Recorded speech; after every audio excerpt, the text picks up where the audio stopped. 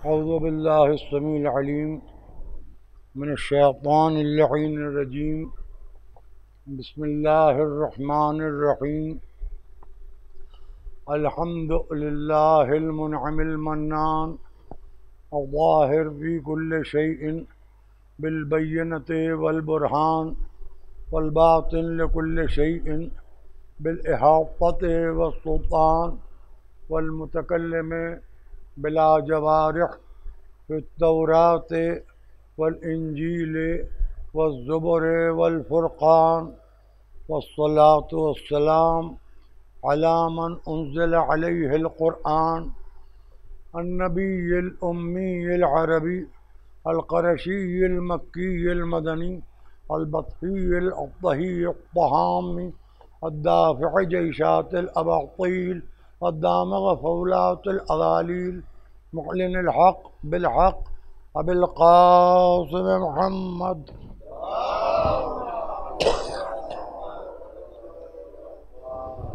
वअला अहलि बैतिहि अत्तय्यबीन अत्ताहिरीन अल मासूमीन अल मज़लूमीन अल्लज़ीना अज़हबल्लाहु अन्हुमुर रिज्स व तह्हरहुम तत्हीरा।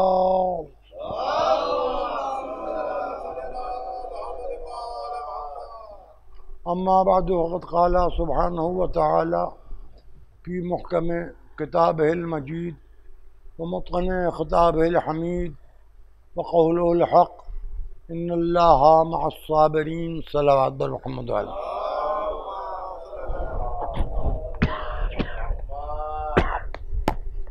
हज़रात, कुरान मजीद के 4 लफ्ज़ों से जिस सिलसिला गुफ्तगू का आगाज़ पहली मुहर्रम को हुआ था, आज ये उसका 6ठा मरहला है और इरशाद अहदियत है कि अल्लाह सब्र करने वालों के साथ है। मौजू है सब्र और मजबूरी। लफ्ज़ सब्र बहुत महंगा है, इस्तेमाल बहुत सस्ता होता है। लफ्ज़ महंगा है सब्र,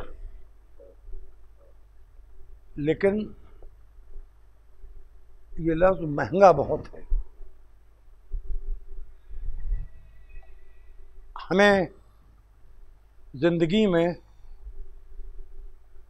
कितने मौके ऐसे आते हैं जब कहना पड़ता है कि सब्र कीजिए, या सुनना पड़ता है कि सब्र कीजिए, या ख़ुद कहते हैं कि हमने तो सब्र कर लिया। इलेक्शन का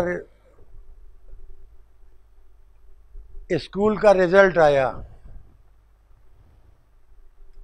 और हम ये समझे थे कि हमने बड़ी मेहनत से तैयारी की, बहुत अच्छा पेपर किए, बड़ी मेहनत से लिखा, हमारी तो फर्स्ट डिवीज़न आएगी, मानो सिर्फ पासिंग मार्क्स मिले। अब देखिए यहाँ पर कहते क्या हैं, हम ये भी सुन लीजिएगा। हम क्या कहेंगे, जो क्या बताएं, वो ऐसा है कि वो हम मुसलमान हैं, एग्ज़ामिनर हिंदू था, या हम शिया हैं, एग्ज़ामिनर वहाबी था, तो उसने हमें नंबर कम दे दिए, हमने भी सब्र कर लिया। देखिए ये अजीब बात है, नाकामी का इल्ज़ाम मज़हब के सर रखना। और अगर कहीं हमने टॉप कर लिया तो ये सब हमारी सलाहियत है भाई, ख़ानदानी ज़हानत है। हम बहुत पढ़ने लिखने वाले तालिब इल्म हैं। देखिए हम फजूल वक्त ज़ाया नहीं करते हैं। 2-4 घंटे पान की दुकान पर बैठ के गप्पे लगा लेते हैं, चाय के रेस्टोरेंट में 3 घंटे से ज़्यादा कभी नहीं बैठते हैं। दोस्तों में बैठे तो चौथे 5वें घंटे तो वापस घर 1 बजे तक के तो घर आ जाते हैं रात। और उसके अलावा कुछ जब लेक्चर हो रहा होता है तो कुछ बात नहीं कर सकते, क्योंकि टीचर फटकार देगा या क्लास से निकाल देगा। तो पर्चे पर लिख के किसी दोस्त को कोई जुमला दे दिया मिजाहिया किस्म का, जी अब टॉप कर लिया, तब यहाँ ये नहीं कहेंगे कि हम शिया हैं इसलिए हमने टॉप किया, हम मुसलमान हैं इसलिए हमने टॉप किया। फौरन इल्ज़ाम आ गया नाकामी का मज़हब के सर, और कामयाबी, अरे हम ज़हीन बहुत हैं। हालांकि उस जहानत भी अटकल मारी थी, आप यकीन कीजिए वो हमारी जहानत क्रिकेट का बॉल है, अगर लग गया तो तीनों उड़ गए इस टाइम, और अगर शॉट पड़ गई तो सिक्सर है, बाउंड्री पार गया तो हमने एक शॉट में 4 रन बना लिए। भाई जैसे क्रिकेट को बाई चांस कहा जाता है, हम अपनी मजबूरियों को सब्र बाई चांस कहते हैं। और ये हम देखिए आहिस्ता आहिस्ता बात आगे बढ़ रही है। अब इसमें किस्सा ये है कि कल मैं एक बात कह के दूसरी बातों की तरफ निकल गया था कि सब्र का एक तो मरहला वाजिब मराहिल, वाजिब सुबह की नमाज है जो सर्दियों में बहुत खलती है, वो भी अगर मस्जिद में जाके पढ़ना पड़े, कोहरा है और ठंडक है और हल्का सा पानी का छींटा पड़ गया तो और गज़ब है। तो गया सुबह की नमाज मस्जिद में जाके पढ़ ली तो नौज़ु बिल्लाह नमाज क्या पढ़ ली, अपना वाजिब क्या अदा किया, मस्जिद पे एहसान कर दिया, मुअज्जिन पे एहसान कर दिया, उस पेश नमाज पे एहसान कर दिया जिसके पीछे नमाज पढ़ी, उन अपने साथी जो जिनके साथ हम सब में खड़े थे उन पर एहसान कर दिया कि हम उनके साथ शरीक हो गए। और देखिए डस्टबिन हर घर में ज़रूरी है। कोई घर ऐसा हो सकता है कि जिसमें डस्टबिन ना हो? सबसे बड़ा डस्टबिन है शैतान। सो गए अपनी मर्जी से, अलार्म भी नहीं लगाया, उसने किसी से ये भी नहीं कहा कि जगा देना, नमाज क़ज़ा हो गई। अब लोगों ने कहा यार आज मस्जिद में नहीं आए तुम नमाज को, क्या बताएं वो शैतान ने सुला दिया। भाई वाह वाह वाह, क्या कहना, ये हो गया। अब आइए रमज़ान का चांद देखा, अब चांद देख लिया तो तैयारी शुरू हो गई। तो पहला रोज़ा है, मालूम के सहरी खाना है, नमाज सुबह के लिए तो अलार्म लगाना भूल गए। सहरी खाना है तो तर्क सहर का वक्त फर्ज कीजिए 3:30 बजे है, तो 2 बजे का अलार्म लगा दिया। और ये भी कमाल है, उठ के सोते सोते उठ के बेतहाशा खाना, ये भी हाँ कुछ, हाँ ये अल्लाह की रज़ाक़ियत की दलील है कि अल्लाह रिज़्क़ अता कर रहा है, बंदे माशाअल्लाह नौश फरमा रहे हैं और ज़ारो कतार खाते ही चले जा रहे हैं बेतहाशा, क्योंकि अब रोज़ा रखना है। अब देखिए रोज़े में सुबह के मरहले तक के तो कहीं तक के हुआ, अब उसके बाद नाश्ता याद आने लगा, हम नाश्ते में ये खाते हैं। है रोज़ा, सब्र है, मगर सब्र में शिरक आया जा रहा है। भूख जो है वो सब्र को मुशरिक बनाए दे रही है। अरे बात मैंने कही है, शायद कह नहीं पाया, या ये कि आप माशाल्लाह इतनी अच्छी मजलिस से सुबह से सुनते रहें कि कुछ सरे शाम आप गाफिल हो गए, जबकि बकौल नखलऊ वालों के अभी अहले सुन्नतों की मस्जिदों में इशा की अजान नहीं हुई है। फिर मुझे लखनऊ की ज़बान बोलने का हक़ है कि नहीं? आप पुश्तैनी पैदावार हूँ, ठीक है, ये याद रखिएगा जितने सादात हैं सब देहाती हैं लखनऊ में, सब बाहर से आए, और जो मेड इन लखनऊ है समझिएगा सैयद नहीं है, खालिस लखनऊ या शेख होगा या मिर्ज़ा होगा और या फिर पठान होगा। सादात जितने हैं सब देहाती हैं, चाहे पुश्तों से नस्लों से लखनऊ में पैदा होते रहें। लेकिन एक बात है कि देहाती मेहनत ज़्यादा करता है बमुकाबिल शहरी का। इससे ज़्यादा कुछ कहना नहीं है मुझे मैंने जो कहना था वो कह दिया, सरों के ऊपर से निकल गई, खुदा का शुक्र है। लेकिन एक सलावात पढ़वाने का तो हक़ है मुझे।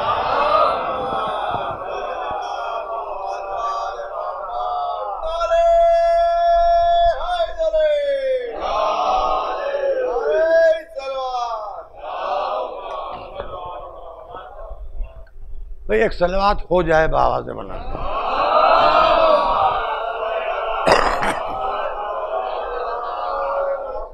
देखिए ये हमारा सब्र है जो रमज़ान में 30 दिन हम करते हैं, भूखे रहते हैं। इन भूख में क्या क्या याद आता है, फिर अजीज रिश्तेदार दोस्त अहबाब मिलने जुलने वाले, कई रेस्टोरेंट, मुख्तलिफ शहरों के मुख्तलिफ रेस्टोरेंट, और वहाँ के कभी कलकत्ते में साबरिया का रज़ाला बहुत अच्छा होता है, वो भी रमज़ान में याद आ रहा है। हैदराबाद में चार मीनार का हलीम बहुत अच्छा होता है, वो भी याद आ रहा है। जमा मस्जिद के आसपास पुरानी दिल्ली के मुगलई खाने याद आ रहे हैं। वही कम से कम लखनऊ में रहने वाले हैं तो टुंडा याद आ रहा है, कबाब याद आ रहे हैं, नहारी कुलचे याद आ रहे हैं। देखिए ये आए हैं मुबारकपुर से, इनका वो कीमे की फुल्कियाँ बेचता है, मैं नाम नहीं लूँगा क्योंकि समझाया जाएगा मैं तंज कर रहा हूँ, तुम जानते हो। हाँ, उसकी फुल्कियाँ बहुत अच्छी लगती हैं। अब मुबारकपुर याद आने लगा, लखनऊ में बैठ के आजमगढ़ डिस्ट्रिक्ट पहुँच गए, तसव्वुर में फुल्कियाँ खा रहे हैं और हैं रोज़े से। अच्छा अब देखिए यहाँ पे बात यहाँ तक ख़त्म हो गई। ये थी ये तमहीद आपके जहनों को थोड़ा सा आमादा करने के लिए, क्योंकि मालूम नहीं क्या वजह है। अब जाहिर है कि उम्रों के तकाज़े भी हैं, ज़्यादा उम्र के लोग यानी 60 से ऊपर के दिखाई नहीं दे रहे हैं। बहुत बुजुर्ग आ रहा है यहाँ, कोई तो 50-55 से ऊपर का है। अब ये कि उनका बचपना भी मुझे याद है, और वो चंदिया पर दुआ गंजू लर्स लिखी है वो भी दिखाई दे रही है। तो चलिए ये देखिए, हम इंसानों का सब्र है, सब्र तो है, 30 दिन सब्र है। अच्छा सब्र क्या है, यह मजबूरी नहीं है, खुदा न खास्ता बहुत बहुत बड़ा गुनाह है, बहुत बड़ा गुनाह है। खुदा न खास्ता रोज़ा तोड़ भी सकता है आदमी, खुदा न करे कि कोई ऐसा करे, और अगर किसी ने किया हो तो उसको चाहिए कि बड़े खुलूस से 4 आदिल मोमिनों को गवाह बना के दुआ तौबा पढ़े। क्योंकि देखिए ये वो चीज़ें हैं कि जिनकी हमको चाहरदा मासूमीन की शिफात के लिए ज़रूरत है। तो देखिए मैं ये नहीं कह सकता कि हम इंसान तो हमसे गलती नहीं हो सकती, लेकिन ये कि एक बात मैंने ज़िम्नन कह दी। और एक चीज़ ये भी सुनिए, हमारे फ़िक़्ह जाफ़री में मोमिन से सुएज़न हराम है, बदगुमानी हराम है। अगर खुदा न खास्ता मैं ये बदगुमानी करूं कि ये बच्चा जो 14, 15, 16 साल का बैठा हुआ है ये नमाज नहीं पढ़ता है, तो ये मेरे ऊपर हराम है, 72 साल के बूढ़े के लिए हराम है ये सोचना। अब ये कि याद दहानी कराना और है, या वो बच्चे जो शऊर लाशऊर से शऊर की हदों में आ रहे हैं, उन बच्चों को ज़हनी तौर पर फर्श आज़ा से बेदार करके मस्जिद में भेजना है। माफ़ कीजिएगा मैं बड़ी बेतुकी बात कर रहा हूँ, हम मस्जिद से फर्श आज़ा पर बुला के बेतुकेपन नहीं करवाते, हम फर्श आज़ा पर बैठ के हुसैन के दरबार की तहजीब सिखाते ताकि बारगाह हादियत पे हमारी नमाज सही तरीके से कबूल हो। अब अजीज़ों देखिए, ये तो हुए हमारे रोज़े। अब आइए एक रोज़मर्रा का किस्सा है। खुदा रखे जिन घरों में बच्चे हैं, बच्चों की तबीयतें भी ख़राब होती रहती हैं। एक घर में बच्चे बीमार हो गए, ममता सबसे आगे चलती है हर मरहले पर।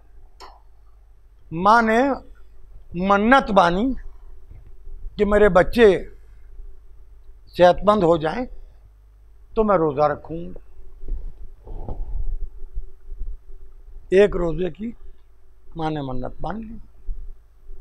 जब बच्चे सेहतमंद हो गए तो शौहर को भी बताया,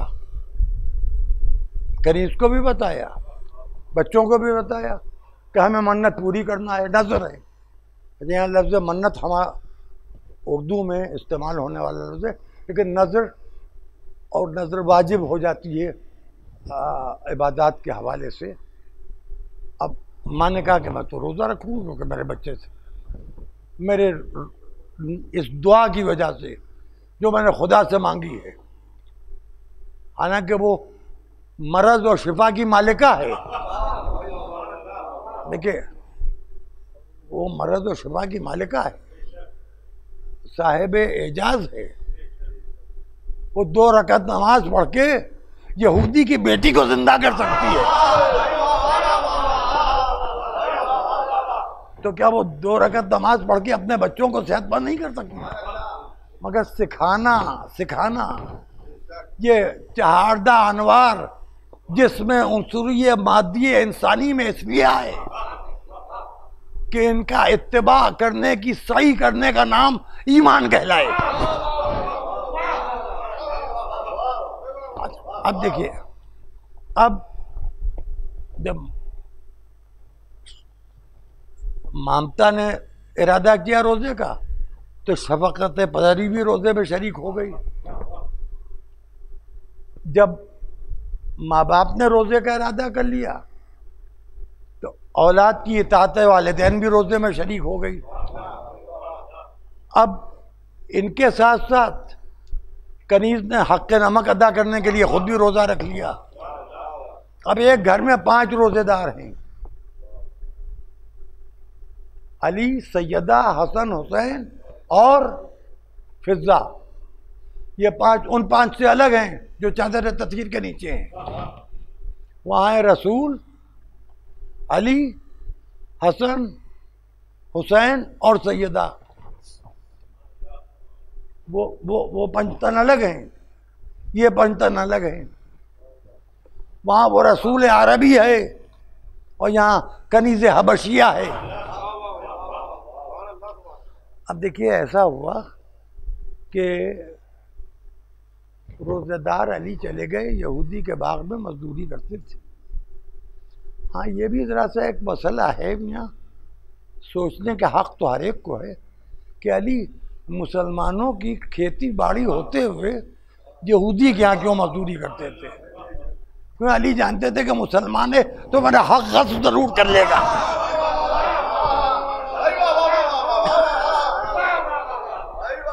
यही था, यहूदी कम से कम उजरत देगा, लेकिन दे तो देगा। अब उससे वही जौ खरीद दे गए, जो उस घर का पसंदीदा खाना। घर लाए गए, जनाब सीदा ने चक्की पीसी, जौ की 5 रोटियां तैयार हुई, नमक पीस के रखा गया। अब ये हुआ कि दरवाजे पर, अच्छा दरवाज़ा कैसा है, नापुख्ता मकान है, 2 दरवाजे हैं, एक मस्जिद में खुलता है और एक बाहर गली में खुलता है, और दोनों दरवाजे पर बोरिए के पर्दे पड़े हुए हैं। दरवाजे के ऊपर एक साहिल आया। अब यहाँ पर सुनिएगा बहुत गौर से, एतराज करने के लिए मुझ पर, ये भी मैं कह रहा हूँ। आया मस्जिद वाले दरवाजे से, बाहर वाले दरवाजे से नहीं, आया मस्जिद वाले दरवाजे से। और वो बस जो सहने मस्जिद में दरवाज़ा खुलता था, उस दरवाजे पर आके कहने लगा, इस घर के मालिक, मैं मिस्कीन हूं, एक रोटी दे दे।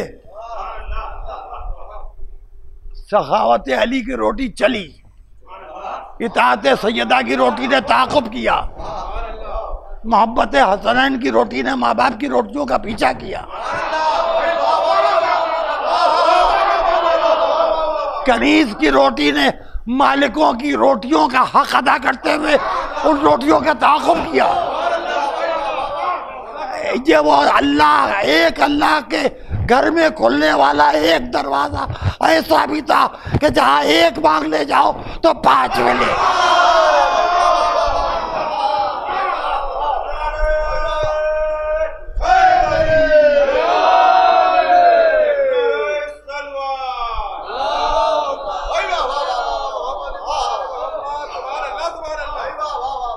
ठीक है, पूरी जहनी बेदारी के साथ, पूरी जहनी बेदारी के साथ। और देखिए, खामोशी से ना सुनिए।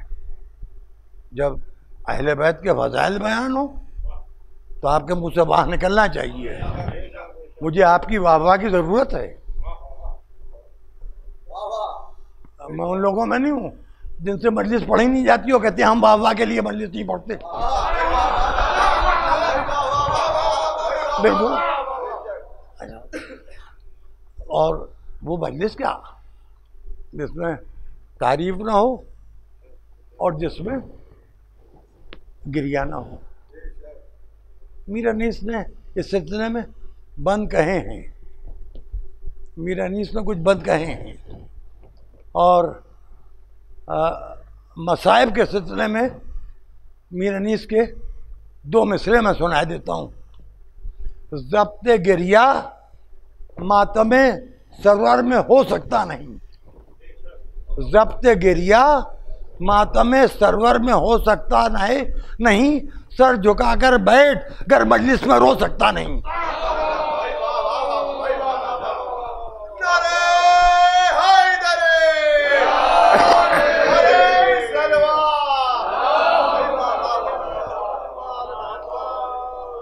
अच्छा देखिए, ये फ़कीरों का अपना एक गिरोह होता है, फ़कीरों का पूरा जरगा होता है, और फ़कीरों से घरों के दरवाज़ों की शोहरत होती है। एक दूसरे को बताते हैं भैया वहाँ आवाज़ न लगाना, उल्टे कोई मांगने लगेगा वहाँ। और वो है तो बड़ा धन्ना सेठ, मगर दांतों से पैसे खर्च करता है पकड़ के। जो अपनी औलाद पर खर्च न कर पाता हो, अपने भूखे पड़ोसी पर खर्च न कर पाता हो, अपने गरीब रिश्तेदारों का फाका न तोड़वा पाता हो, वो हमें क्या देगा? वहाँ न जाना और वहाँ चले जाना, वहाँ बहुत मिलता है। अब वो फकीर जहाँ से आया था एक रोटी मांगने, वहाँ पहुँचा तो 5 रोटियों का तबर्रुक लिए हुए।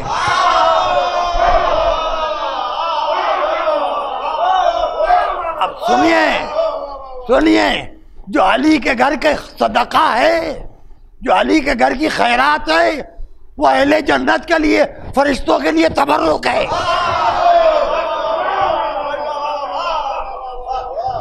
अब देखिए पहुंच गए। अब वहां कितनों ने वो रोटियां मिल बांट के खाई। अब मैं कुछ कहना नहीं चाह रहा था, मगर अब आप सुनना नहीं चाह रहे हैं तब भी सुनाई देता हूँ, क्योंकि कहना नहीं चाह रहा था मगर दिल चाह रहा है, तो अपने दिल की बात ज़बान तक ले आऊँ।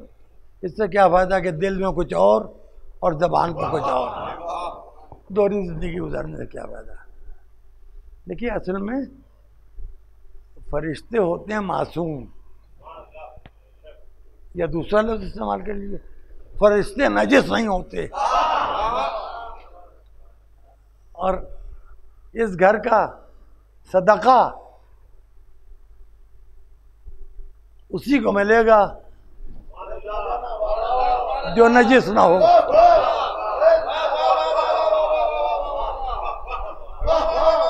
अब आपको एक बात बताऊं, ये उलमा से सुना है मैंने कि नजफ़ अशरफ की हज जहाँ से शुरू होती है, उसकी पहचान ये बताई उलमा ने कि नजिस जानवर वहाँ नहीं जाता।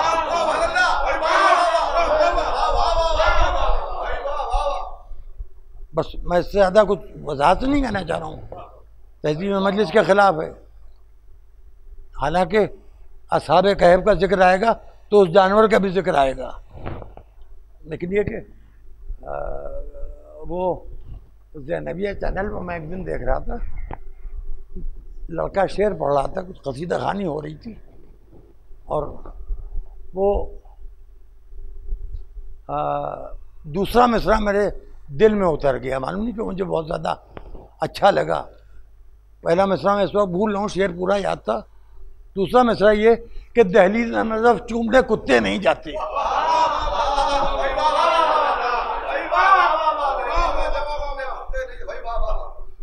अब समझ में आया कि किससे बचने के लिए कौन कौन कहाँ कहाँ हो गया। क्योंकि तीसरे की टांग ले गया था।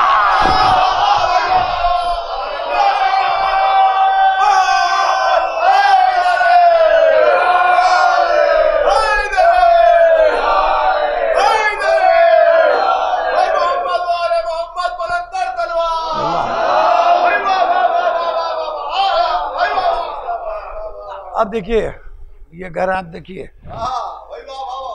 नमक से इफ्तार हुआ और एक घूंट जो ज्यादा प्यास बुझा ली, पानी पी लिया। अब उसके बाद फिर 5 रोजेदारों ने दूसरे दिन फिर रोजे रखे। ये है सब्र। हमारा रोजा सब्र तो है मगर मजबूरी भी है उसमें। हमारे रोजे में अच्छी ग़िज़ाएं याद आ रही हैं, वहां रोजे में सिर्फ खुदा याद आ रहा है। ये है इनका अंदाज। अब दूसरे दिन फिर रोजा रखा, फिर मस्जिद से होता हुआ, अरे मैं जो कह रहा हूं इस बात को सोचिए, मस्जिद से होता हुआ दरवाजे के ऊपर फिर एक साइल आ गया। जो मुस्तहकों की किस्में अल्लाह जानना चाह रहा है कि मुस्तहक कौन कौन है। पहले दिन जो आया वो मिस्कीन था, सताया हुआ था, परेशान हाल था, उसको तकलीफें दी गई थी। अब दूसरे दिन जो आया उसने आवाज दी कि मैं भूखा हूं। जी कहां से आ रहे हो जो भूखे हो, ये तो बताओ, आ कहां से रहे हो, तुम भूखे हो। क्या मैं देखो, नफ्स अम्मारा तो है नहीं, मेरे यहाँ सिर्फ नफ्स लवामा है, नफ्स अम्मारा है नहीं मेरे यहाँ, बदनफ्सी मेरे यहाँ है नहीं। तो जो कैफियत है वही बयान करूंगा। यहाँ नफ्स अम्मारा ही नहीं तो झूठ की गुंजाइश ही नहीं है। खुदा ने खलकी ऐसा किया है कि वही कहूंगा जो है। भूखा हूं, यतीम हूं, एक रोटी दे दीजिए। फिर 5 रोटियां। देखिए फकीरों में घर मशहूर हो गया ना, तो बड़ा सखी घराना है। फिर रोजे पर रोजा, आप गौर कीजिए, फिर रोजे पर रोजा। अब तीसरा रोजा है। फिर जब इफ्तार का वक्त आया, वही 5 जौ की रोटियां, वही पिसा हुआ नमक, वही पानी। फिर आ गया कि मैं असीर हूं, गिरफ्तार हूं। गिरफ्तार की कई किस्में होती हैं। एक वो है जो किसी जेल में गिरफ्तार है, एक वो है जो हालात में गिरफ्तार है, मुसीबतों में गिरफ्तार है। असीर के बहुत से गिरफ्तारी की किस्में बहुत सी होती हैं। मैं गिरफ्तार हूं, हालांकि गिरफ्तार किसी के दरवाजे पर नहीं जा सकता है। किस कैफियत को गिरफ्तारी उसने कहा, ये तो उसका रब जाने, वो खुद जाने, जो उसका भूख मिटाने वाले हैं वो जाने।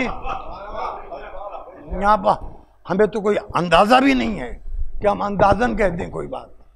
अब चलिए वहां पर जो बात आई, तो उसने कहा कि मैं असीर हूं और भूखा हूं, एक रोटी दे दीजिए। फिर 5 रोटियां मिली। अब एक बात समझ में नहीं आई। जब मुफस्सरीन से पूछा तो उन्होंने बताया कि अपनों ने तो बहुत फख्र से बताया, दूसरों ने बताया कि हाँ ये है, तो ये सूरह इंसान जो नाजिल हुआ है, सूरह दहर, सूरह हलफा। ये गए तो थे अली के दरवाजे पर, और ये फरिश्ते ही थे। एक तो ये कि फरिश्ते भूखे क्यों थे, अल्लाह की मर्जी थी कि इनकी भूख मेरे रिस्क तो नहीं, अली की मेहनत से बनाई हुई कमाई।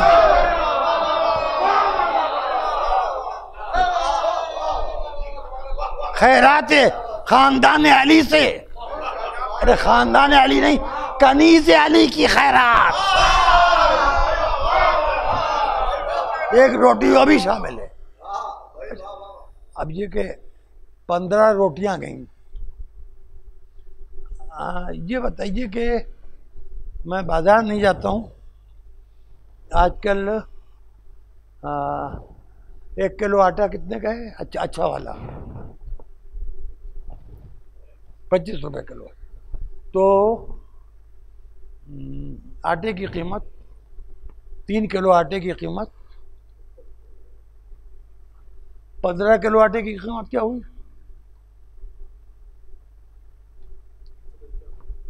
375। 375 रुपए में आप किसी जंगल में कोई झोपड़ी भी डाल सकते हैं इस हिंदुस्तान में।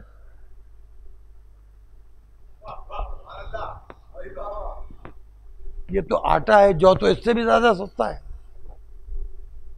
देखिए एक चीज आपको बताएं, सबसे महंगा हमारे यहाँ ईस्टर्न कंट्रीज में कुवैत का दीनार है। मिसाल के तौर पर ये जो मस्कत में रुपया चलता है, मस्कत का 1 रुपया हमेशा 11 या 12 रुपए के बराबर है, 1 रुपया उनका। डॉलर है, पाउंड उससे ज्यादा महंगा है मिसाल के तौर पर। अब आइए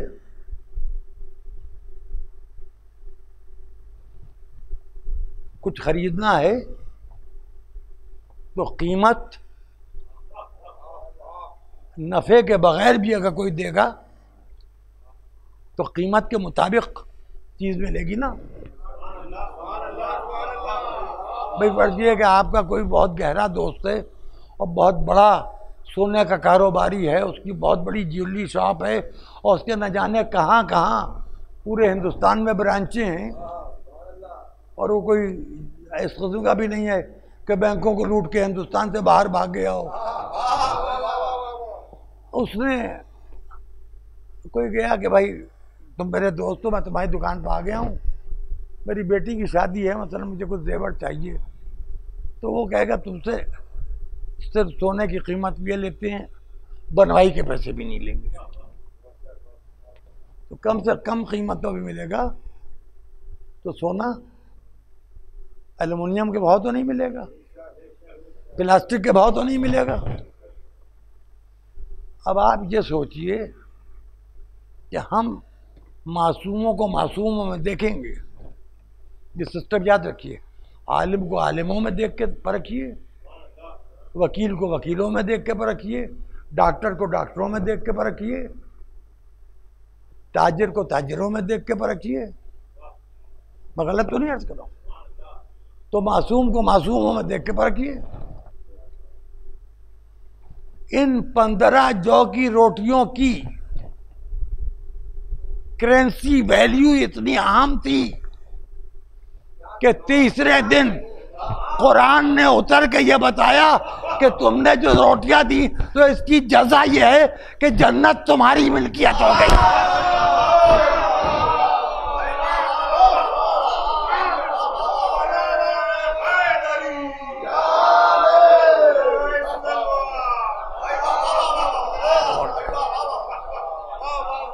पंद्रह रोटियों की कीमत, जौ की रोटियों की कीमत, जन्नत की जायदाद।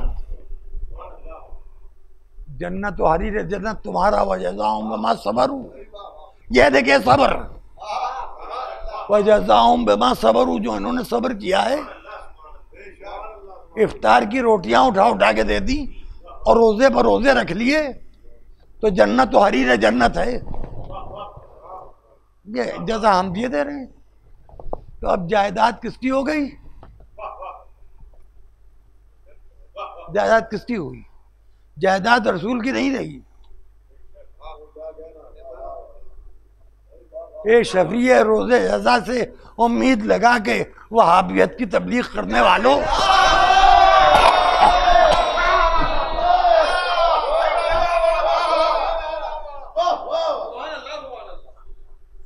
अब जायदाद तो इनकी है। क्या अली अली हैं? वो तो हो सकता है कि इब्न मुलजिम को भी माफ कर दे। सैयदा सैयदा हैं, रहमतुल लिल आलमीन की बेटी हैं, और साबिर बेटों की माँ हैं, साबिर शौहर की ज़ौजा हैं। हो सकता है जनाब सैयदा भी अपने कातिल को माफ़ कर दे। मिसाल के तौर पर इमाम हसन खुल्क़ अज़ीम रसूल के वारिस हैं। हो सकता है कि वो अपने कातिल को, जहर देने वाले को, हक छीनने वाले को माफ़ कर दें। इमाम हुसैन इमाम सब्र हैं। बकौल जाकिर नायक के हो सकता है कि यजीद को भी अल्लाह माफ़ कर दे, तो हुसैन के बगैर तो माफ़ करेगा नहीं अल्लाह।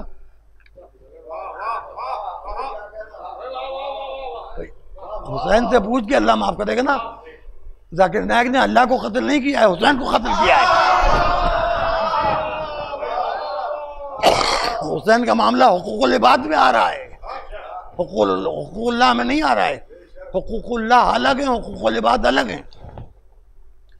चलिए ये लोग तो माफ़ कर देंगे। ये जो फिजा है,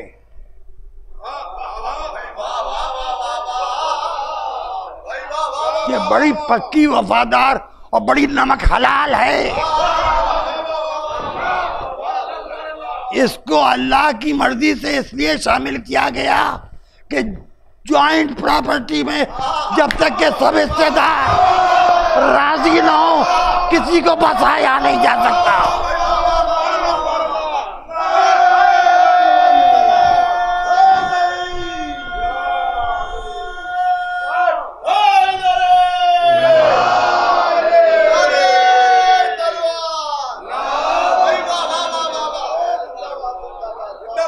रज़ी अल्लाह ताला अन्हु, रज़ी अल्लाह ताला अन्हु, रज़ी अल्लाह ताला अन्हु कहते रहो, मगर काम ऐसे करो कि फिजा राजी हो जाए।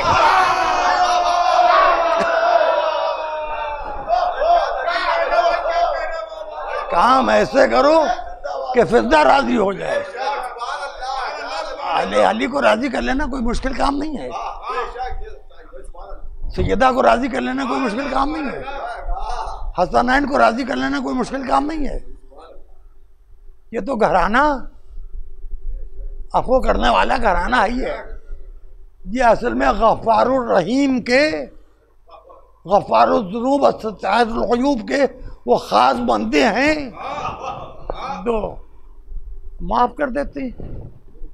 अभी किसी मजलिस में जिक्र आया तो आप तो बचपन से मजलिसों में बड़े बड़े उलमा से सुनते रहे, जाकिरीन से सुनते रहे कि जिस अली ने दर खैबर उखाड़ लिया, जिस अली ने कुल्ले कुफर को बहुत अदालत के साथ दो टुकड़ों में तकसीम कर दिया, उस अली के गले में रस्सी बांधी गई। रस्सी बांधने वाले कौन थे? जो हर मैदान से भागे थे।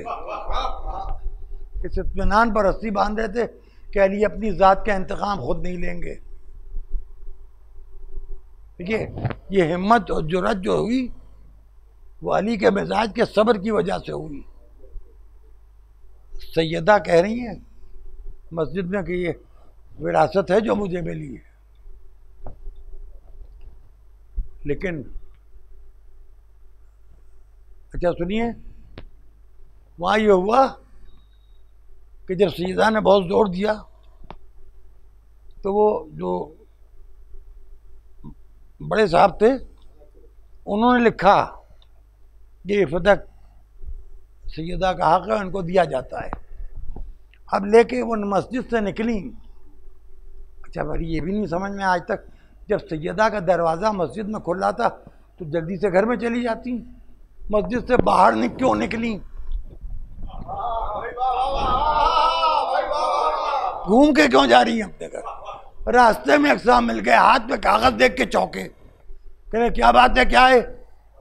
कहा जाओ उन्होंने लिख दिया फिदक मेरा है। कहने लाइए देखूं। जनाब सैयदा का लो कागज, उन्होंने कागज फाड़ डाला, क़बाले फिदक चाक कर दिया। जनाब सैयदा ने बद्दुआ दी, शब अल्लाह बतनक, खुदावंदा खुदा तुम्हारे पेट को उसी तरह चाक करे जैसे तुमने इस कागज को चाक किया। अब ये बताइए कि जो जरिया बना हो सैयदा की दुआ की कबूलियत का, उसका शरफ कितना होगा?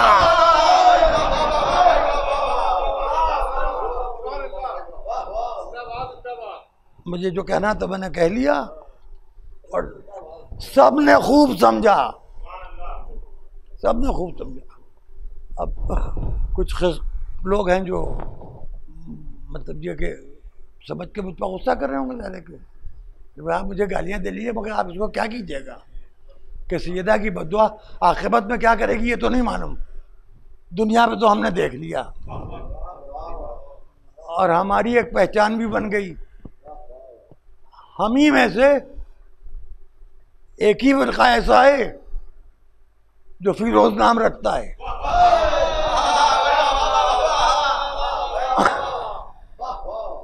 हर फिरका 4-5 नाम ऐसे नहीं रखेगा। मालिक अश्तर नाम का आपको गैर शिया नहीं मिलेगा। मुख्तार नाम के भी गलती से मिल जाए तो मिल जाए, वरना मुख्तार नाम के भी गैर शिया नहीं होते, फिरोज नाम के भी गैर शिया नहीं होते। क्या खुशकिस्मत लोग थे कि हर बदनसब उनके नाम पर अपने बच्चे का नाम रखने की हिम्मत नहीं करता।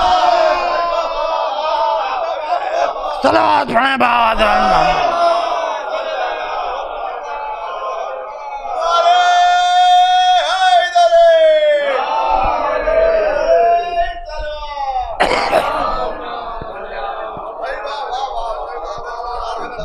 ये जो 3 रोजे रखे गए ये थे सब्र महज, ये तो थे सब्र महज। देखिए एक हबशिया कनीज। अब ये एक चीज़ और सुन लीजिए, मैं जिस बात की तरफ मुतवज्जे, आप सिर्फ मुतवज्जे करना है, आप फौरन आपके ज़हनो दिल में वो बात ऐसे वो होगी कि जैसे आप सोचेंगे हाँ ये तो बिल्कुल सामने की बात है। ये 3 रोजे नहीं थे, 3 रोजे नहीं थे, 3 दिन की भूख और प्यास की आदत थी, आदत थी जो करबला में नमूदार हुई। देखिए ऐसा है कि भूखा रहना या प्यासा रहना इनकी मजबूरी नहीं है, इनका सब्र है और सब्र इनकी आदत है। बहुत कुछ है, शायरों ने बहुत कुछ कहा है, वो शायर न भी कहते, खतीब न भी कहते, लेकिन इतना तो हम आप जानती हैं कि जिनके लिए जन्नत का लिबास सुबह ईद आ सकता है, उनके बच्चों के लिए जन्नत से वो चाहते तो पानी तो आ ही जाता। लेकिन आप जानते हैं फिर उसके बाद क्या होता, कहा यह जाता कि चूंकि शेरो शेराब थे और उसके बाद भी शहीद हो गए, बच नहीं बने। उनका नहीं, हम प्यास से सैराब हैं, भूख से शेर हैं। और 3 दिन, आज छठी मुहर्रम है, 5वीं मुहर्रम को खैमे दरिया के किनारे से हटाए गए। छठी मुहर्रम से पानी का इस्तेमाल कम कर दिया गया, बच्चों के लिए पानी बचाया जाने लगा।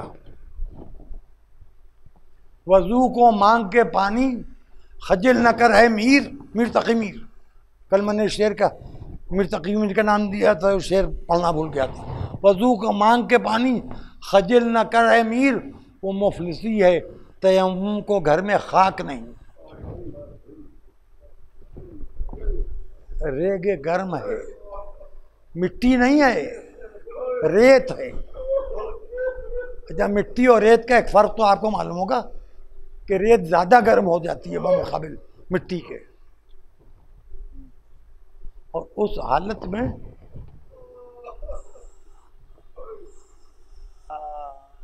रवायतों में मिलता है कि एक वक्त बच्चों पर ऐसा भी आया कि वो मशकीज़े जो खुश्क हो गए थे और उनमें पानी की वजह से हल्की सी नमी थी, वो बच्चे कभी सीने से लगाते थे, कभी हल्क से लगाते थे कि कुछ ठंडक उनको बहुत मिल जाए। और उस दिन गुजरते चले जा रहे हैं और ये कि लगता है कि दिन उस तरह निकल रहे हैं जैसे आंखों से आंसू निकलते हैं। और आज छठी मुहर्रम है।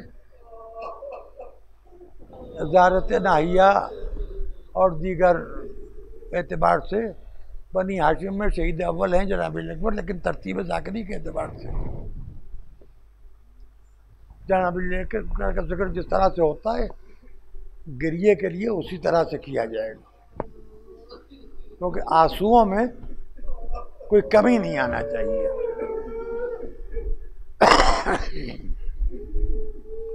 सुबह से रात हो गई, 8:17 हैं और बहुत से महल्ले की मजलिसें नमाज सुबह के बाद शुरू हो जाती हैं। बहुत से महलों में सुबह से आप जनाब अली अकबर के मसाइब सुनाएं, या आपको नहीं कर रहा हूँ, आप पूछिए किसी से कि क्या उसका दिल भर गया रोते रोते।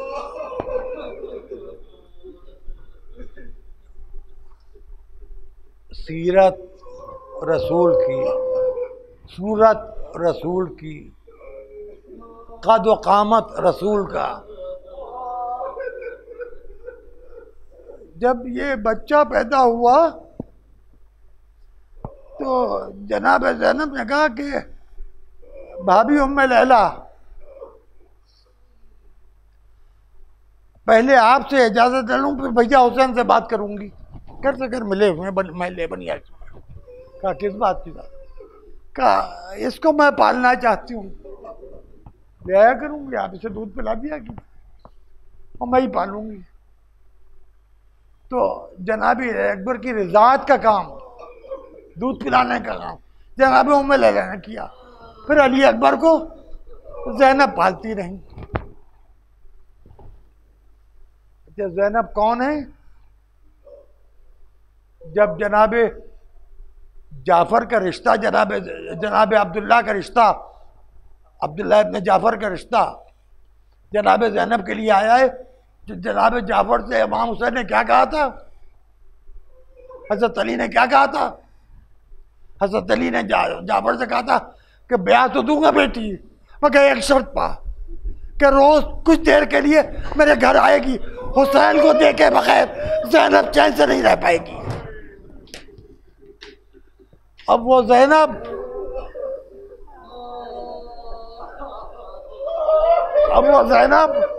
हुसैन के बजाय अली अकबर को देख रही है। और यही हुआ कि जब अली अकबर ने इजाज़त मांगी इमाम हुसैन से, तो फरमाया देखो अली अकबर, माँ का हक बाप से ज़्यादा होता है, जाओ अपनी माँ से इजाज़त मांगो। अली अकबर जनाब उम्मे लैला के पास पहुँचे। अम्मा, मैदान जंग में जाने की इजाज़त दीजिए और बापा पर कुर्बान हो जाऊं। तो एक सवाल किया जनाब लैला ने, क्या बेटा ये बताओ कि किसी माँ ने 18 बरस के कड़ियाल जवान बेटे को मरने की इजाज़त दी है, मुझसे इजाज़त क्यों मांग रहे हो? मुझसे क्यों इजाज़त मांग रहे हो? मेरा क्या हक है तुम पर? जो कुछ हक है वो जनाब ज़ैनब का है, तुम्हारी फूफी ने तुमको माला है। जाओ फूफी से जाके इजाज़त मांग लो। जनाब ज़ैनब के पास आके बैठे, फूफी अम्मा बाबा ने कहा अम्मा के पास जाओ, अम्मा ने भेजा है आपके पास। जनाब ने कहा देखो ऐसा है अली अकबर, मैं तुमको मरने की इजाजत नहीं दे सकती, शहीद होने की इजाजत नहीं दे सकती, बड़े अरमानों से पाला है मुझे। 18वां साल है, मेरा तो इरादा था कि इस साल तुम्हें दूल्हा बनाऊंगी, तुम्हारी शादी करूंगी। मेरे लाल मैं इजाजत नहीं दे सकती। अली अकबर ने अजब जुमला कहा, पपी अम्मा खंजर एक है गले दो, अब आपके कोई इख्तियार है। पपी अम्मा या तो आप मुझे बचा लीजिए, बाबा शहीद कर दिए जाएं, या बाबा को बचा लीजिए और मुझे बाबा पर कुर्बान हो जाने दीजिए। जनाब ज़ैनब जगह से उठी, दौड़ के आगे बढ़ी, खैमे का पर्दा उठाया, जाओ अली अकबर जाओ, मेरे लाल खुदा हाफ़िज़। हमीद इब्न मुस्लिम यजीद के लश्कर का वो खबरनिगार था जो खबरें भेज रहा था इब्न ज़ियाद को, इब्न ज़ियाद को वैसे खबरें भेज रहा था दमिश्क यजीद को। वो कहता है कि खैमे का पर्दा उठता था और गिरता था, ऐसा लगता था कि जैसे भरे घर से किसी जवान का जनाजा निकल रहा हो। कहते हैं जब मैंने देखा तो ये देखा कि जवान का जनाजा नहीं, एक जवान निकला, और मैंने किसी से कहा कि ये कौन है? क्या तुम नहीं पहचानते? ये हुसैन का वो बेटा है जो रसूल की तस्वीर है। बाबा से इजाजत ली, बस अजीजों चंद जुमले हैं। अली अकबर मैदान में गए, उधर जालिम ने बर्छी चलाई, इधर अली अकबर ने घोड़ा मोड़ा, बर्छी की अनी कलेजे में टूट गई। हुसैन किस तरह अली अकबर की लाश पर पहुंचे, ये तस्वीर आप मजलिसों में सुन चुके, लेकिन हुसैन की कमर टूट चुकी अब्बास के। अली अकबर के करीब जाते जाते अरे बस बहुत रोइए, जितना रो सकते हो रोइए। रूम अल सैयदा बहुत प्यासा है, बड़ा सितम है दोस्तों। 7 मर्तबा हुसैन लड़खड़ा के गिरे, उठे, 7वीं मर्तबा जो गिरे तो उठ नहीं पाए, कोहनियों के बल आवाज दी। उधर से अली अकबर की आवाज आई, बाबा इधर या अली, बाबा इधर या अली, बाबा इधर, बाबा आइए आइए या अली। मालूम नहीं किसको पुकार रहे हैं, बेटे को पुकार रहे हैं कि बाबा को पुकार रहे हैं।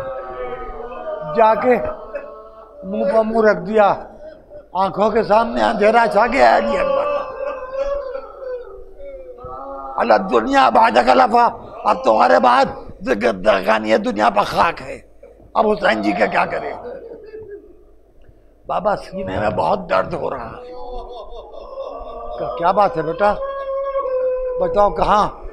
मुझे दिखाई नहीं दे रहा है,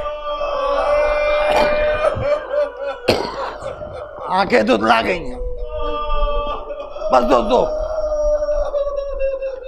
मजलिस मुकम्मल हो रही है, मजलिस मुकम्मल हो रही है। कहा अली अकबर मेरा हाथ अपने हाथ में रख के वहां पर रखो जहां तुम्हें तकलीफ है। अली अकबर ने बाप का कांपता हुआ हाथ अपने सीने के जख्म पर रखा, उंगलियां जख्म में गई, घबरा के निकाली। अरे बेटा बर्छी की नहीं तेरे सीने में टूट गई है। एक मर्तबा जमीन है घर में करबला पर घुटने टेके, आस्तीनें चढ़ाई, नजब करो किया, अस्सलाम अलैका या बता, अस्सलाम अलैका या अमीर अल-मोमिनीन। बाबा हुसैन का सलाम कबूल कीजिए। बाबा दो उंगलियों पर दरे खैबर उखाड़ लेना आसान था। जवान बेटे के सीने से बर्सी की अली कहता हूँ, अब क्या कह के कशी बिस्मिल्लाह व बिल्लाह व फी सबीलिल्लाह व अला मिल्लत रसूलुल्लाह। बर्सी की अली की अली अकबर ने आखिरी इच की ली। हुसैन ने 4 लाश उठाए, नहीं उठा पाए, रख दी।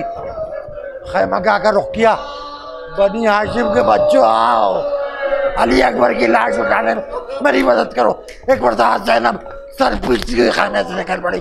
हाय मेरा बच्चा, हाय मेरी गोदियों का पाला, हाय मेरा भतीजा, हाय मेरा अली अकबर। अली अकबर की लाश को छोड़ दिया, चादर सर पर बराबर करते हुए ज़ैनब खैमों में चली जाओ, जब तक मैं जिंदा हूँ खैमों ने सर निकलना। वाह अली अकबरा, वाह हुसैना, वाह हसरता, वाह मुसीबता, वाह सबा सयअलमुल लज़ीना ज़लमू अय्या मुनक़लिबिन यनक़लिबून।